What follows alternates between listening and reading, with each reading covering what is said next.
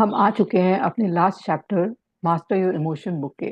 आपने मेरे साथ 28 चैप्टर्स को संग में पढ़ा, उन्हें जाना और ये समझा कि कैसे हमारे इमोशंस वर्क करते हैं हमारे ऊपर, और हमारे इमोशंस कितने ज़्यादा ज़रूरी हैं और कैसे इन्हें हमें मैनेज करना चाहिए, इनको कैसे अपने कंट्रोल में नहीं, इनको कैसे इनको मास्टर करना चाहिए कि इमोशन आएगा जाएगा, लेकिन उससे हमें कितना अफेक्ट होना है, कितना इससे इसके साथ हमें बहना है या नहीं बहना है, या कोई इमोशन जो लोअर फ्रीक्वेंसी के इमोशंस जो हमने सीखे तो उससे कैसे हम बाहर निकल सकते हैं। ये भी उन्होंने सारे अपने अपने डिफरेंट डिफरेंट इमोशंस लेकर उन्होंने वो टेक्निक्स बताई हैं कि कैसे हम उन इमोशन से जो नेगेटिवली हमारे बॉडी में हमारे दिमाग पर प्ले करते हैं तो उन्हें कैसे हम बाहर निकाल सकते हैं। और अगर किसी को मेरा पढ़ाने का तरीका अच्छा लगता है तो कमेंट जरूर करिए वीडियो पर, और अगर आपको ऐसा लगता है कि मुझ में कहीं सुधार की जरूरत है तो वो भी कमेंट करिए। और अगर कोई आपको बुक पढ़नी है तो उसके बारे में भी आप बताइए, तो मैं कोशिश करूंगी कि वही बुक आगे देने की। और अगर आपको मेरी लाइव क्लासेस ज्वाइन करनी है तो डिस्क्रिप्शन बॉक्स में दिए गए लिंक के द्वारा आप लाइव क्लासेस भी ज्वाइन कर सकते हैं। तो आइए चलते हैं हम अपने लास्ट चैप्टर, जो कि है chapter number 29, lack of motivation, मतलब कि हमारे अंदर आगे बढ़ने का, जो हमारे अंदर एक उत्साह है ना, जो हमें मोटिवेट कर रहा है वो कम हो रहा है। जैसे कि आपने सुना ही होगा कि ऐसे बोला जाता है कि अरे मोटिवेशन जो थॉट्स है या मोटिवेशन जो कोई दे रहा है हमें या कोई कोट्स है या फिर किसी से आपने एक वीडियो देखा तो ये बेकार होता है। मोटिवेशन तो सेल्फ मोटिवेशन है। तो उसके बारे में जिग जैगलर ने, जो कि सेल्समैन एंड मोटिवेशनल स्पीकर हैं, उन्होंने कितना अच्छा कोट कहा है कि people often say that motivation doesn't last well, neither does bathing, that's why we recommend it daily. तो कितना अच्छा कहा है कि आपका क्या नहाना भी रोज काम करता है क्या, उसके लिए भी आपको रोज नहाना पड़ेगा ना, तो एक दिन नहाने से नहीं चलता है। ऐसे ही अगर आप मोटिवेशन कुछ भी चीजें कुछ भी अच्छा सुनेंगे जो कि आपको आगे बढ़ाने में मदद कर रहा है तो आप उससे इन्फ्लुएंस होते हैं। जो भी थॉट्स आप ग्रैब कर रहे हैं, चाहे अपने फोन से या कहीं से, टीवी से या लोगों की कंपनी से, जो थॉट्स आपके आसपास चलते हैं, जो विचार आदान प्रदान होते हैं, जो लोगों की बातें होती हैं, वो कहीं ना कहीं आप पर असर डालती हैं। और अगर आप मोटिवेशनल चीजें देखेंगे, पढ़ेंगे, सुनेंगे तो नो डाउट आपके अंदर से कहीं ना कहीं आगे बढ़ने की एक इच्छा और उत्साह बनेगा ही बनेगा। तो आपके अंदर क्यों एक मोटिवेशन की कमी हो जाती है? क्योंकि आपका जो विजन है ना, वो क्लियर नहीं होता है कि मुझे करना क्या है। वो आपको एकदम क्लैरिटी से नहीं पता है, आपको अपना गोल नहीं पता है। तो आप एक लेथार्जिक सी लाइफ जी रहे होते हो कि ठीक है कर लेंगे, एक कहते हैं ना बर्निंग डिजायर नहीं है आपके अंदर कुछ करने की, तो इसलिए वो मोटिवेशन भी नहीं मिल पा रहा है। जिसको कहते हैं जब मरने, कहते हैं ना मारने का वक्त हो गया किसी के को पानी के अंदर अगर डुबोया जाए तो उसके पास एक डिजायर है बाहर निकलने की, कि किसी भी तरह से मैं बाहर निकलूं, और इस छटपटाता है वो आदमी, तो उसके पास एक डिजायर होती है कि उसे बाहर निकलना है। तो ऐसे ही जब हमारे पास वो डिजायर नहीं है तो ठीक है जैसा काम चल रहा है तो हम लेथार्जिकली चलते हैं। तो जिनके पास वाकई मोटिवेशन है, जो बहुत एक्साइटेड रहते हैं हमेशा, तो उनको मोटिवेशन की जरूरत नहीं होती है। इसलिए वही लोग कहते हैं कि मोटिवेशन की जरूरत नहीं होती, क्योंकि वो ऑलरेडी इतने मोटिवेटेड होते हैं, उनका इतना क्लियर विजन होता है कि वो आगे बढ़ते जाते हैं। और जो लोग बार बार, जिनको सेटबैक्स मिलते हैं, परेशानियां मिलती हैं और कुछ चैलेंजेस मिलते हैं, तो उनको बहुत जरूरत होती है कि कोई उन्हें मोटिवेट करे, कुछ ऐसे शब्द सुने, कुछ कोट सुने जो कि उनको बार बार उनको क्लैरिटी लाएं दिमाग में, उनको एक विजन बनाने में क्लैरिटी लाएं कि भाई मेरे को ये गोल बनाना है, मुझे आगे चलना है। वो चाहते तो हैं लेकिन कहीं ना कहीं वो पीछे हो जाते हैं, क्योंकि उनके पास इतनी क्लियर विजन नहीं होता है, या सेटबैक सिचुएशंस के कारण उनको ऐसा लग रहा होता है। तो इसका मतलब ये नहीं है कि अगर आपके पास मोटिवेशन नहीं है तो आप में कोई परेशानी है या आपके अंदर कोई कमी है ना। तो इन्होंने बोला है कि the word enthusiastic comes from the Greek comes from Greek and means filled with the divine. If you lack enthusiasm, you are probably out of the touch with the essence of who you are. अगर आपके अंदर कहते हैं ना उत्साह नहीं है, एक आगे बढ़ने की चाह नहीं है, एक बच्चों जैसा enthusiasm नहीं है, तो आप कहीं ना कहीं, जो इंग्लिश का ग्रीक का मीनिंग है डिवाइन, मतलब आप में भगवान से भगवान से जो एक कनेक्शन है वो कहीं कमी है, तो वो एंथुजियाज्म का ये मतलब है। लेकिन आप में अगर ये नहीं है तो आप अपने अंदर से टच नहीं कर पा रहे, अपने आप को पहचान नहीं पा रहे हो, और आप वो उस गोल से, उस जो चीज पाना चाहते हो उससे डेविएट कर रहे हो। लेकिन अगर आप ये बुक पढ़ रहे हैं तो दैट मीन्स कि आप कहीं ना कहीं आप आगे बढ़ना चाहते हो, आप चाहते हो कि अपने इमोशंस पे काम करो, आपके अंदर वो जील है, आपके अंदर वो विल है, बस कि आप बस उसको आगे निकाल नहीं पा रहे हो कि किस तरह से मुझे आगे बढ़ना चाहिए। तो कभी आपने सुना है कि कोई, किसी को नोबेल प्राइज मिला या कोई बहुत सक्सेसफुल आदमी है जो कि बिलियनर है, वो क्या ऐसे ही बैठा रहता है? कभी आपने सुना है कि वो उसने रिटायरमेंट लिया या वो ऐसे ही उसने सब चीज छोड़ दी और वो चला गया? वो बहुत ही रेयर ऐसे होते हैं। लेकिन वो कहते हैं ना, वो अगर रिटायरमेंट भी लेगा ना तो रिटायरमेंट का भी उसके पास कोई प्लान होगा, उसके पास बी प्लान भी होगा कि मैं रिटायर होऊंगा तो मैं हो सकता है भगवान में जाऊं, तो उधर भी वो एक्सेल कर रहा होगा, उधर भी वो कुछ ना कुछ अच्छा कर रहा होगा। जहां जो अभी जिस पोजीशन पे है वो एग्जैक्टली वही सेम पोजीशन पे वो वहां भी जाना जाएगा। तो उसको हमेशा एक मोटिवेशन रहता है, जो हमेशा सक्सेसफुल आदमी है, कि जहां भी मैं रहूं एक सक्सेस मेरी आगे पीछे घूमे। तो इसलिए आप कभी भी ये नहीं कह सकते कि मेरे अंदर मैं एक रिटायरमेंट वाली लाइफ जीना चाहता हूँ, मैं ऐसा इस तरह से करना चाहता हूँ। क्योंकि जो रियली में जो सक्सेस अगर है आपके आपके दिमाग में है, तो आप कभी रिटायर नहीं होना चाहेंगे, कभी आप बैठना नहीं चाहेंगे, आप में कभी मोटिवेशन की कमी नहीं होगी, आप हमेशा आगे बढ़ना चाहेंगे। तो इसलिए आप ये क्यों बोलते हैं कि अरे बस अब हो गया, अब इतना ही काफी है? तो इस तरह से ना सोचिए। The point is you don't inherently lack motivation. You are just not doing what you are supposed to do. कभी कभी क्या होता है कि हम अपनी लाइफ में, हमारे पेरेंट्स ने, हमारी सोसाइटी ने, या कुछ कारणों से हम वो काम कर रहे होते हैं जो जिसके लिए हम बने नहीं है, जो हमारा फोटे ही नहीं है। हम लोगों की सोसाइटी में, इंडियन सोसाइटी में, पेरेंट्स इतना अपना मेजर रोल प्ले करते हैं कि उन्होंने हमें बता दिया होता है कि भाई मेरा बिजनेस है तो मेरा बेटा बिजनेस ही करेगा, भले ही उसका बच्चे का बिजनेस का कैलिबर हो या नहीं हो, वो वहां बैठता है और वो करता तो जाता है, लेकिन कभी उसको पता ही नहीं है कि ये मैं खुशी से कर रहा हूँ या नहीं कर रहा हूँ। कई लोग अपनी मर्जी से भी किसी करियर में जाते हैं और उनको लगता है कि मैं यहाँ बस अपनी लाइफ को ढो रहा हूँ, ये मेरे मन का काम नहीं है। मे भी हो सकता है कोई बहुत इंटेलेक्चुअल काम पर्सन हो और वो ऐसी जॉब में गया जहाँ मार्केटिंग कर रहा है, तो वो मार्केटिंग कैसे कर पाएगा? उसका तो काम एक तरह से प्रोफेसर बनने का था, उसको टीचिंग करनी थी, उसको लोगों से अपने आइडियाज शेयर करने थे। यहाँ वो सिर्फ पैसे या कमाने के लिए सिर्फ अपना, मतलब कैलिबर नहीं, मतलब क्या कहो कि बस एक पैसे कमाने के लिए अपना स्किल बेच रहा है, तो उसका वो फोटे ही नहीं था, उसको अपनी नॉलेज शेयर करनी। तो इसलिए कई चीजें हैं कि हम वो काम में हैं जो काम हम करना नहीं चाहते हैं, तो इसलिए हम मोटिवेशन नहीं फील करते हैं कि हमें ये करना चाहिए। बस एक कमाई की तरह से कर रहे हैं कि ठीक है, ये मेरी फाइनेंशियल सहूलियतों को ये पूरा कर रहा है, ये जो मेरी जो जॉब है, इसलिए आप करते हैं। और आप आगे नहीं कर पा रहे हैं बहुत अच्छी तरह से, कि बहुत आगे सक्सेस नहीं ले पा रहे, क्योंकि आपके अंदर वो चाह ही नहीं है कि इस काम को करने की, क्योंकि आपको ऐसा लगता है कि आप तो बने ही किसी और चीज के लिए थे और कहीं और फंस गए। ये मैंने बहुत लोगों के केस में देखा है। और वो उस जगह स्टक ही रहते हैं, वो उस जगह से निकलने की कोशिश भी नहीं करते, सोचते हैं अब ठीक है जैसे है लाइफ कट रही है, क्योंकि वो निकलने का फियर और ज्यादा होता है उस चीज से कि निकलेंगे तो क्या होगा, उस चीज को भी डिसाइड नहीं कर पाते कि उसका क्या होगा।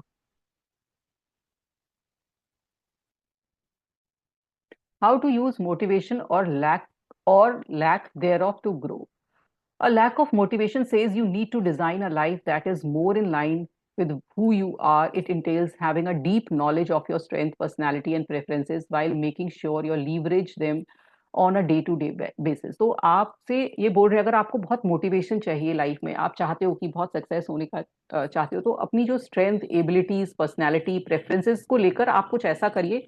अभी कई लोग होंगे कि अब मेरी तो लाइफ बहुत निकल चुकी है, अब तो मैं एक प्रोफेशन में हूं, तो कुछ ऐसा काम करिए जहां आपको बहुत खुशी मिलती हो, है ना? जिस चीज को देखकर आप एक तरफ कुछ छोटा सा काम कर रहे हैं जिसको देखकर खुशी मिल रही है, मे बी आप बिजनेस में हैं तो कुछ बच्चों को, छोटे बच्चों को पढ़ा सकते हैं, या ऑनलाइन टीचिंग कर सकते हैं। अगर आप जॉब में हैं और अगर कुछ लोगों के लिए करना चाहते हैं तो कोई एनजीओ ज्वाइन कर सकते हैं। तो इसलिए आप कुछ इस तरह से करें जो कि, अगर आप वो जो प्रेजेंट सिनेरियो से चेंज नहीं कर सकते, तो कुछ चीज अपने मन की कुछ ऐसा करें जिससे कि आपको बहुत खुशी मिले और एक मोटिवेशन मिले कि हाँ, मैं अपनी लाइफ में कुछ कर रहा हूँ जो मैं करना चाहता था, मेरी लाइफ अब फुलफिल्ड है। तो ये बहुत जरूरी है हमें इस तरह से अपने लाइफ को डिजाइन करने के लिए। अपनी जो स्ट्रेंथ है वो हमेशा हमें पता होनी चाहिए, नोइंग योर स्ट्रेंथ, है ना? When you spend most of your day doing things you suck at, how do you feel? Probably not very motivated. जब आपको चीज समझ में नहीं आ रही फिर भी आप वो काम को कर रहे हो, ड्रैग कर रहे हो, तो आपको बहुत खराब लगता है। तो इसलिए बहुत सारे लोग ऐसे जॉब में हैं, ऐसे काम कर रहे हैं जो कि उनकी स्ट्रेंथ नहीं है, बस वो कर रहे हैं, है ना, वो इसलिए स्ट्रगल कर रहे हैं उस चीज में, उनको सब समझ में नहीं आता कि आगे क्या करना चाहिए, है ना, और वो सेम काम करते जाते हैं, उनको सालों निकल जाते हैं, लेकिन उनको ये नहीं समझ में आता कि ये काम के लिए मैं नहीं बना हूं, है ना, और कभी डेस्टिनी को, कभी लोगों को, बस वो कहते हैं ना, ब्लेम करते हैं, लेकिन अपना कैलिबर नहीं देखते कि मेरा क्या है, या एक सेकंड कुछ चीज नहीं देखते कि जिससे मुझे खुशी मिले, तो एटलीस्ट मैं वहां खुश होकर आऊंगा तो मैं इस जगह भी खुश रहूंगा, इस तरह से कुछ करें। तो I can at least I can at least that the level of motivation and energy you have when you do what the feel right to you can be extraordinary. तो जो चीज आप कर सकते हैं, जिस चीज को के लिए आप बने, अगर आप वो करते हैं तो आपको बहुत एक्स्ट्राऑर्डिनरी फीलिंग होती है और आपको बहुत अच्छा लगता है।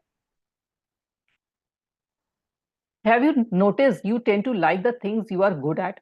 यू, तो नेचुरल है, जो चीज आप करना चाहते हो, जो चीज आपके कितना आपका फोटे है, मान लीजिए आप बहुत अच्छा डांस करते हो, तो आपको डांस कराना बहुत इजी टास्क होगा और आपको उसमें मजा भी आएगा। आपको जो चीज बहुत अंदर से एक्साइट करती है या अंदर से बहुत अच्छी लगती है, तो वो बात आपके लिए बहुत इजी भी होती है और आपको बहुत खुशी भी देती है ना। Now if you were remind constantly reminded what a poor job you are doing, would you still love the same task? और अगर आपको वहां पर पॉजिटिव फीडबैक मिल रहा होता है क्योंकि आपको इतना अच्छा लग रहा होता है, तो और जहां पर आपको नहीं मिल रहा है तो आपको अच्छा नहीं लगता है, तो नेचुरल है कि आप वही चीज परस्यू कर सकते हो जो कि आप, जिसके लिए आप बने हो, जिसके लिए, जिसको करने में आपको बहुत मजा आता है। The point is that there are things you are good at as well as the things you enjoy doing. Once you identify the task you are good at and spend as much time as you can on them, you will feel more motivated. You may even find yourself enjoying tasks you would never have imagined simply because you are good at them. तो इसलिए जो आपका talent है, जिसमें आप अच्छे हैं, जो आप इंजॉय करते हो करने में, उसमें आप हमेशा एक्सेल ही करते हो दिखोगे। अगर नहीं भी एक्सेल करोगे तो आपको अंदर की खुशी बहुत होगी कि मैं वही काम कर रहा हूँ जिस जो मुझे करने में अच्छा लगता है। चाहे मैं सेवा करने में अच्छा लगता है, चाहे मुझे बिजनेस अच्छा लगता है, तो उस बिजनेस में जाइए, कि बिजनेस में जाइए तो फिर जॉब में मत जाइए, जॉब करना अच्छा लगता है तो जॉब में जाइए, बिजनेस में नहीं जाइए। तो ये चीजें मुझे अपने आप डिफाइन करनी पड़ेंगी, अपने आप सोचना पड़ेगा कि मैं किस चीज में गुड हूँ। और कभी कभी आप कहेंगे कि मुझे पता ही नहीं है, तो फिर आप सब चीज ट्राई करिए, है ना एक दिन चीज आपको पता ही चल जाएगा जब आप चार पांच चीजें करेंगे कि हाँ ये मेरे लिए चीज है और फिर मैं इसी के लिए बनाऊं। तो ये बच्चों को हम कभी सिखाते नहीं है, बच्चों का देखते नहीं है कि बच्चों का ये टैलेंट है, हमें इसको इस तरफ ही मोल्ड करना चाहिए। अब लेकिन पेरेंट्स बहुत कॉन्शियस हैं, वो उस तरफ मोल्ड कर रहे हैं, फिर भी बच्चों को, फिर भी उनको एनालाइज करिए, उनसे बैठ के बातें करिए। बच्चा नहीं बता पाता उसका क्या है, लेकिन आप डे टू डे उसकी एक्टिविटी में देखिए कि हाँ ये इसमें अच्छा है, इसका बिजनेस सेंस अच्छा है, ये बोल बहुत अच्छा लेता है, ये बहुत अच्छा मेरे से कहते हैं इमोशनली बहुत अच्छा है, तो हीलर बन सकता है, एस्ट्रोलॉजर्स बन सकते हैं, जो पेरेंट्स प्रोफेशन सोचते ही नहीं है कि ना ये भी कोई प्रोफेशन है, लेकिन इनमें भी बहुत ज्यादा लोग एक्सेल कर रहे हैं। और मोस्टली मैंने देखा है कि एस्ट्रोलॉजी में लोग जाते हैं कि बाद की एज में जा रहे हैं, पेंटर बाद की एज में बन रहे हैं। पहले क्यों नहीं बने, वही चीज हम शुरुआत क्यों नहीं करते, क्योंकि हमें लगता है कि इसमें पैसा नहीं है, इसमें नहीं है। लेकिन बच्चे का ना हमेशा, जो थ्री इडियट मूवी आई थी, कि बच्चे का हमेशा पैशन फॉलो करिए, कि जो वो पैशनेट है उसके लिए वो उसमें बहुत एक्सेल करेगा, क्योंकि उसका मन है उसे वो करने के लिए। तो इसलिए हमने भी वो अपने लिए नहीं किया और हम अपने आगे की जनरेशन को भी वो ही नहीं करने दे रहे हैं। तो ये बहुत जरूरी है कि हम अपने पैशन की चीजें चुने, अपने टैलेंट की चुने, अपनी इंजॉयमेंट वाली चीजें चुने, जिसमें हम बस कहते हैं ना खेल खेल में वो चीजें कर जाते हैं और हमारे लिए वो बहुत ईजी होता है। To be able to focus on your strength, you may have to redesign your current job description, change job within the same company or change your career altogether. अभी वो ये बोल रहे हैं कि अगर आपको नहीं अच्छा लगता है तो उसी कंपनी में जो आपका जॉब का कोई और, जैसे मान लीजिए आप एचआर में हैं तो आप फाइनेंस में जा सकते हैं, फाइनेंस से मार्केटिंग में आ सकते हैं, अगर आपके लिए इजी हो, अगर आपको जो चीज़ अच्छी लगती है। और अगर आप नहीं वो कर सकते हैं और आपको अगर ऑल टुगेदर जॉब चेंज करनी है तो वो भी करिए, बिजनेस चेंज करना है तो वो करिए, लेकिन वो करिए जो आप, जिसमें बहुत आपकी स्ट्रेंथ है और जो आप करना चाहते हैं। ये शायद बहुत बड़ी एज पर ये फीजिबल नहीं हो पाता है, लेकिन फिर भी मैं ये बोलूंगी कि फिर संग में कुछ ऐसा करें जिसमें मिल जिसे करके आपको बहुत शांति मिलती है। Knowing your personality. This is somewhat related to the previous point, since your personality partially determines what you are good at. For instance, if you are an introvert, you are likely to take different career choices. है ना? If you were an extrovert, you में prefer, अब वही है कि कोई introvert आदमी है ना, कोई पर्सन है जिसको घुलना मिलना पसंद नहीं है और उसको ऐसा जॉब मिल गया जो मार्केटिंग से रिलेटेड है, इसमें लोगों को डेली मिलना है, उसको लोगों से बातें करनी है, या बिजनेस में डाल दिया उस पर्सन को जिसमें लोगों को कहते हैं ना लोगों से इंटरेक्शन बहुत जरूरी है, अपनी मार्केटिंग करना बहुत जरूरी है, लेकिन वो पर्सन है इंट्रोवर्ट, उसे मिलना नहीं अच्छा लगता, तो वो कितना अपने को अलग करेगा कि वो एक्सट्रोवर्ट बने। हो सकता है विद बहुत ज्यादा टाइम के बाद वो बने, लेकिन वो उस टाइम पीरियड के लिए, उसके लिए वो जो काम है वो स्ट्रेसफुल ही रहेगा। वो एक कहते हैं ना प्रेशर में रहेगा वो पर्सन। तो इसलिए हमेशा जो आपकी पर्सनैलिटी है उसके अकॉर्डिंग आप काम देखिए कि। और हो सकता है कोई बहुत बातूनी पर्सन है, उसको ऐसा काम दे दिया कि वो एक जगह बैठा हुआ है और वो अपना कहते हैं ना वो जो टैलेंट है उसको छोड़ दिया, और उसको बिल्कुल नहीं अच्छा लग रहा कि मैं यहाँ किसी से मिल नहीं पा रहा हूँ, लोगों से बात नहीं कर पा रहा हूँ, सिर्फ फाइनेंस का जॉब कर रहा हूँ, मुझे मतलब कहीं बाहर जाने को नहीं मिल रहा। तो वो है कि आप पर्सनैलिटी के अपने अगर ऑपोजिट भी काम करेंगे ना, तो वो भी आपको कहते हैं ना चैलेंजिंग लगता है। Your core value will also affect your level of motivation. अब आपको क्या वैल्यूज मिले हैं, कभी कभी जैसे बिजनेस में होता है तो आपको मैनिपुलेशन आना चाहिए, आपको तेजी आनी चाहिए। और एक पर्सन है बहुत सीधा साधा है, सिंपल, अगर वो एक टीचिंग करता तो उसको बहुत अच्छा रहता, और उसको आपने डाल दिया बिजनेस में, तो वो कैसे करे, क्योंकि उसकी वैल्यू सिस्टम को वो कहते हैं ना वो समझ ही नहीं पाता है कि मैनिपुलेशन भी कर सकते हैं, कैसे अपने लोगों से बातें करके अपना काम निकलवा सकते हैं। तो ये सब चीजें उसने कभी समझी नहीं, सोची नहीं, तो फिर वो वहां स्ट्रगल करता है। तो हमें अपने हमेशा जो हम हैं उसके अकॉर्डिंग हमें अपना जो भी करियर है वो चूज करना चाहिए। If so being self employed might be better idea than having 9 to 5 job. तो हो सकता है किसी को 9 to 5 जॉब नहीं अच्छा लगे, उसको बिजनेस करना अच्छा लगे, अपना एम्प्लॉयमेंट अच्छा लगे, किसी को 9 to 5 जॉब अच्छा लगे, एम्प्लॉयमेंट नहीं अच्छा लगे। तो ये हमें अपने आप ही दिमाग लगा के अपनी पर्सनैलिटी के अकॉर्डिंग सोचना पड़ेगा कि हम चाहते क्या है, हमारा टैलेंट किसमें है, हम कैसे हैं, क्या हम ये चीजें हैंडल कर पाएंगे। तो वही जो अब बच्चों की करियर काउंसलिंग भी होती है ना, तो जैसे आप सोच रहे हैं बच्चे को इंजीनियर बनाना, तो इंजीनियरिंग कॉलेज में जाके दिखाइए कि भाई बेटा ये इंजीनियर काम करते हैं। डॉक्टर आप चाहते तो बच्चे को डॉक्टर बताना है, पता नहीं है उसको डॉक्टर, सिर्फ उसने मिला है वो डॉक्टर जब बनने गया, तब उसने जब डॉक्टर से वो पेशेंट बन के मिला तो उसने देखा वाह वाह कितना अच्छा है, इसका सेटअप बहुत अच्छा है। लेकिन वहां दिखाइए कि कितने टाइम उसको जो मेडिकल प्रोफेशन है 10-12 ईयर्स लगेंगे, तब उसके बाद वो डॉक्टर बनेगा, है ना। तो और डॉक्टर के कितने क्या वो उसकी कोर वैल्यू डॉक्टर से मिलती है, क्या उसकी कोर वैल्यू इंजीनियर से मिलती है, सीए से मिलती है। तो जो उसका एक्चुअल में फोटे है, क्या वो उसके अकॉर्डिंग आप उसको प्रोफेशन चूज करा रहे हैं, या आप अपने अकॉर्डिंग क्योंकि आपके ड्रीम्स और एस्पिरेशंस थे तो इसलिए आप वो वाला जॉब उसको चूज करा रहे हैं। तो ये बहुत जरूरी है जानना। अगर क्योंकि हम जब इस एज पर हैं, जब इतना हम मीडिया से परिचित हैं, जहां हम बहुत सारी चीजें सोच सकते हैं, बच्चों से करवा सकते हैं, तो आप जरूर आगे बढ़िए और उसको उसी प्रोफेशन में डालिए जो उसकी बिलीफ है, पर्सनैलिटी है, गोल है, उसका जो टैलेंट है। Sometimes you lack motivation because you set a goal in a way that doesn't inspire you. While the goal may be something you genuinely want, the way you frame it or work on it is just not motivating you. कभी कभी ऐसा भी होता है, ये बोल रहे हैं कि आपने कुछ इस तरह से अपना गोल बनाया होता है और इस तरह से समझा होता है कि वो आपको मोटिवेट नहीं कर रहा होता है, तो उसको रीफ्रेम करने की भी बहुत जरूरत है कि आप अपने गोल को रीफ्रेम करें, उसे नई तरीके से नए हिसाब से आगे चलें। जैसे कि आपने कुछ लूज वेट करने का आपने ये बनाया हुआ है कि मुझे लूज करना है अपना वेट, लेकिन आपसे वो नहीं हो पा रहा है क्योंकि आप मोटिवेटेड नहीं हो, तो उसको अलग तरीके से आप करें। You want to lose weight, it may feel right a certain way, this is, है ना। तो उसे अलग तरह से आप कुछ ऐसा करें कि कुछ प्लान बनाएं, कुछ थोड़ा थोड़ा सोचें कि 500 ग्राम्स ही हम ये हर मंथ में कम करेंगे। आपने बना लिया मैं पूरा 10 kgs रिड्यूस करूंगा एक मंथ में, तो वो नहीं हो पा रहा है, तो उसे रिफ्रेम करें कि 1 kg करूंगा, 10 मंथ्स में 10 kg हो जाएगा। तो इसलिए आपने कुछ ऐसा गोल भी इस तरह के बना रखे कि आपसे वो चीजें नहीं हो पा रही हैं और फिर आप मोटिवेटेड नहीं हो रहे हैं वो करने के लिए। Now you can also ask yourself why you don't want to lose weight. It may help you to uncover the reason why you are struggling. तो इसलिए आप अपने से, और दूसरी चीज है कि आप अपने से क्वेश्चन भी कर सकते हैं कि क्यों नहीं हो रहा है, मेरी ऐसी क्या हैबिट है जो मेरा नहीं कर पा रही, क्या मैंने गोल अलग बनाया है, क्या मेरा एनवायरनमेंट में कमी है, क्या चीज है जिसके कारण। तो अपना जो वाई है वो हमें क्लियर होना चाहिए कि मैं क्यों ऐसा नहीं कर पा रहा हूँ। कोई भी चीज है, अगर मैं जॉब कर रहा हूँ तो मैं क्यों नहीं कर पा रहा हूँ, अगर मैं बिजनेस है तो मैं क्यों नहीं इसमें एंजॉय कर रहा हूँ, उसका क्या कारण है। तो ये हमारा जो वाई है, या मेरे को इतना टारगेट लेना था अपना अचीव करने के लिए सेल्स में, तो मैं क्यों नहीं कर पा रहा हूँ। मेरा जॉब अगर ऐसा है और मैं मेरे बॉस कुछ कहते हैं ना कुछ परेशान करते हैं या मुझसे ज्यादा एक्सपेक्ट करते हैं, तो मैं क्यों नहीं उसमें आगे एक्सेल कर पा रहा हूँ। तो ये सब मुझे अपना वाई क्लियर होना चाहिए। जब तक आपको वाई क्लियर नहीं होगा तब तक फिर आप उसको रीफ्रेम भी नहीं कर पाएंगे और समझ भी नहीं पाएंगे। मोटिवेशन क्या होता है, हमेशा आता है, कुछ टाइम के लिए आप मोटिवेटेड हुए, घंटे भर के लिए, फिर आप वैसे ही हो गए। आज होए, कल फिर वैसे ही हो गया, 3-4 दिन के लिए हुए, फिर वैसे ही हो गया। तो ये हमेशा आता है, जाता है, लेकिन आपको हमेशा मोटिवेटेड रखने रहने के लिए कई चीजें करनी होती हैं।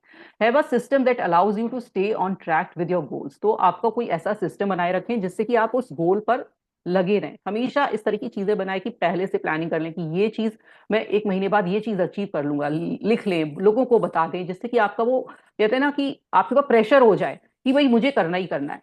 Build the self discipline needed to do things when you don't feel like it. और जब आपको नहीं अच्छा लग रहा है, कुछ ऐसी चीजें आप करें सेल्फ डिसिप्लिन के लिए कि डेली मतलब डेली एक जनरल बनाए कि डेली की टास्क मुझे ये करनी है, तो आपको ये लगेगा कि मुझे अचीव करना ही करना है। फिर आपने जो अचीव किया उसमें टिक लगाएं, फिर अपने को कहते हैं ना, अपने को खुद अपने को टारगेट दे कि ये 10 मैंने काम कल के किए, तो देखते हैं मैं कितना कल कर पाऊंगा। क्या मैंने 9 कर ली? अच्छा, तो 9 बहुत अच्छा दे दिया। अपने को रेटिंग दे कि 0 to 9 मेरी 9 रेटिंग करे, तो आपको अपने ऊपर ही लगेगा कि हाँ मैं तो 9 रेट करता हूँ, मैं तो आगे ये भी कर सकता हूँ, मैं 10 में से 10 भी कर सकता हूँ। तो इस तरह से आप अपने सेल्फ डिसिप्लिन रिजीम बनाएं।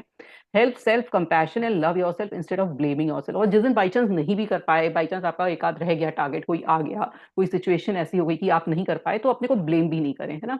कभी कभी ऐसा भी होगा तो अपने को ये मत सोचे कि नहीं मैं तो नहीं कर सकता, मेरे से देखो 2 दिन रह गया, मैं तो लेके चला था इतना बड़ा टास्क को और मैं तो एक दिन भी नहीं कर पाया। कोई बात नहीं, फिर से अपने को रीप्रोग्राम करें, रीअलाइन करें और उस तक आ जाए।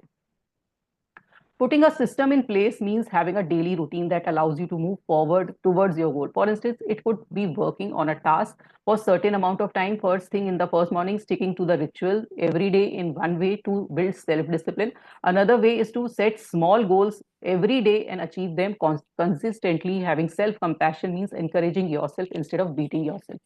तो यही मैंने बोला कि आप छोटे छोटे गोल्स बनाएं, उनको पूरा करें, एक सेल्फ चार्ट बनाएं, कुछ भी करके उसको डेली मोटिवेशन रखें। ये नहीं रखें कि आज मैं कुछ कर लूंगा, फिर 3-4 दिन फिर रह गया, फिर मैंने एक दिन कर लिया, तो वो आपका कहते हैं ना 3-4 दिन की भी टास्क को खत्म कर देगा। कंसिस्टेंट होना चाहिए, डेली एफर्ट्स होने चाहिए, डेली चलना चाहिए। अब वो बोल रहे हैं कि उनकी एक बुक है वेकअप कॉल, आप उसमें मॉर्निंग रिचुअल्स के बारे में है कि कैसे अपनी मॉर्निंग में अपने को चेंज कर सकते हैं, तो आप ये बुक भी पढ़ सकते हैं।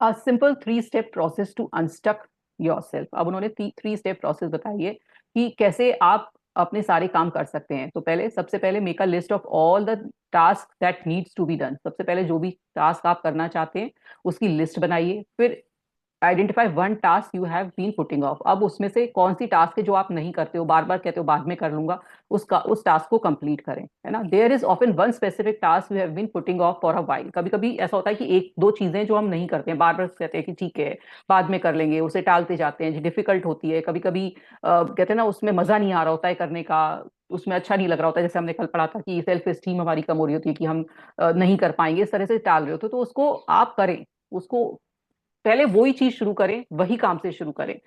तो वो आपको एक मोमेंटम देगी कि हाँ मैं ये डिफिकल्ट टास्क भी कर लेता हूँ, अपने मन के बिना भी कर सकता हूँ, तो आपको वो अच्छा लगेगा और आपके दिमाग को लगेगा अरे वाह मैं तो ये भी कर सकता हूँ। तो इस तरह से अपने को चूज करें। Closing open loops. If you have been putting off too many tasks or have too many unfinished projects, you can do the following. अगर आप बहुत सारी चीजों को टाल रहे हैं, बहुत सारी चीजों को नहीं कर पा रहे हैं, काम नहीं हो रहे हैं, तो आप क्या करें? तो आप ये करें कि आप लिस्ट बनाएं जो आप कंप्लीट करना है। Take set aside a specific time, जिसको आपको कि इतने टाइम में मुझे करना है ना। अपने आप को ये दिमाग में टारगेट बना दें कि मुझे 1 मंथ में ये पूरा टास्क खत्म करना है, और 5-6 लोगों को बता दें, तो आपके ऊपर प्रेशर हो जाएगा कि वो जब कहेंगे कि आप, और उनसे बोल दिए कि आप मुझे फोन करके पूछिए कि आपका टास्क कंप्लीट हुआ, तो आपके ऊपर प्रेशर, और मेरे पास फोन आ रहा होगा, मेरे पास वो लोग कह रहे होंगे, हो सकता है अपनी वाइफ को बोल दें, हस्बैंड को बोल दें, बच्चों को बोल दें, तो वो आके बार बार टोकेंगे, तो आपको एक प्रेशर होगा कि नहीं नहीं मुझे तो ये करना है। For bigger project in the next few days or weeks, focus on only one project until it is complete. और फिर बहुत सा बड़ा प्रोजेक्ट है तो छोटे, मतलब कहते हैं सिर्फ बहुत सारी चीजें मत लें, एक काम को एक बार में खत्म करें, रीशेड्यूल करें, उसके गोल को डिफरेंट तरह से बनाएं, लोगों से को डेलीगेट भी कर सकते हैं कि कुछ कुछ काम दूसरों को दे सकते हैं करने के लिए।